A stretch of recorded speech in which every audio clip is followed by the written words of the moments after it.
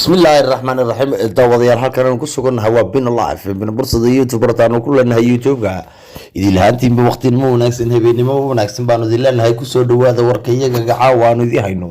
warka waxaa idin akhriyi doona anigoo cabdisamed yuusuf axmed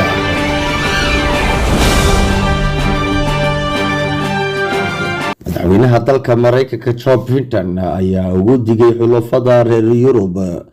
in uu ruushku Shiinaha ka codsaday diyaaradaha aan duuliyaha lahayn tabayaaqadii bishii February xilligaas oo ay bilaabeen duulaanka ruushka uu Mareykanku ku qaaday dalkaasi Ukraine sida ay sheegeen dadka arrimahan la socda codsiyada ayaa ka walaaciyay saraakiisha maamulka Biden ay doonayeen inay ka hortagaan Shiinaha saaxiibka diblomaasiyadeed ee ugu awooda badan ee Ruushka in uu yimaado kaalmeynta madaxweynaha Vladimir Putin ee dagaalka sida ay dadku sheegayaan kuwaasi oo ku sifeeyay arrintan xaalad aan la magacaabi karin. Shiinaha ayaa ka mid ah dhoofinta ugu weyn adduunka ee gawaadhida anuuniyal ee hubaysan oo ay ka iibsadaan wadamada Saudi Carabiya, Pakistan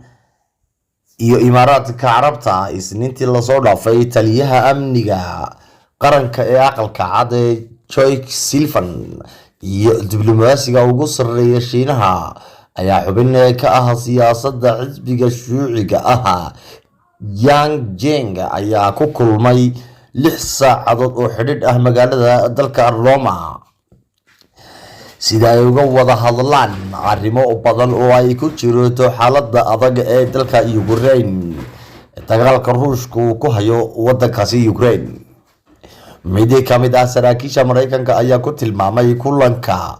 inuu ahaa mid aad u xoogan balse waxa uu diiday inuu sheego codsiga gargaarka military ee ugu yimid iyo in kale Yang uu intaasi kadib ugu baaqay dhammaan dhinacyadu inay isxakameeyaan oo ay joojiyaan colaadaasi. ka hor kulanka Sullivan iyo Yang ee saraakiisha Mareykanku waxa ay bilaabeen in ay shaaca ka qaadaan dalabaadka Ruushka ee kaalmada military ee kaalmada military iyo dhaqaalaha. Mar wax laga weydiiyay salaasadii weerarkii ugu dambeeyay ayay sheegeen in ay Moscow ay taageero military ka dalbatay Beijing. Afhayeenka wasaaradda arrimaha dibadda ee Shiinaha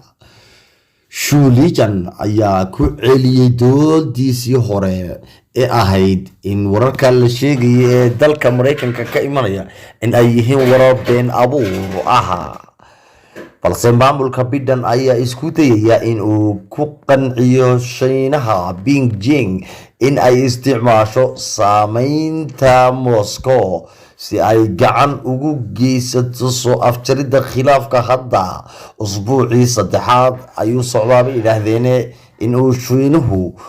ama madaxweynaha dalkaasi uu ku cadaadiyo Shiinaha in uu dhaqan geliyo cunaqabataynta dhaqaalaha Ruushka ee ku soo rogeen Mareykanku iyo xulafadiisa reer Yurub, isla markaasina Beijing ka qayb qaadato cunaqabatayntaasi. Saraakiil sarsare oo ka tirsan maamulka ayaa qirtay in Isniintii maamulku uu walaaqoto dheer ka qaatay la jaanqaadka Ruushka ee Shiinaha. Horaantii aqalka cad wuxuu ugu yeedhay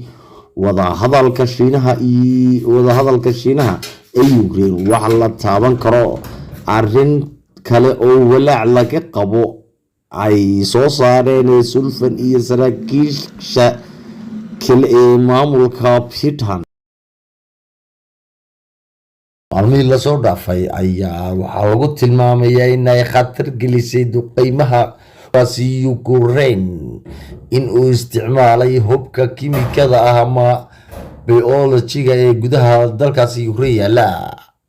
waxaa intaas inoogu dhammaaday warkayga cawaan idayahayna. warkaasi waxaa idinla socodsiinayaan iyo Cabdisamed Yuusuf. tan iyo intii mar kale hawada ku kalmi doono oo fi amaanillah.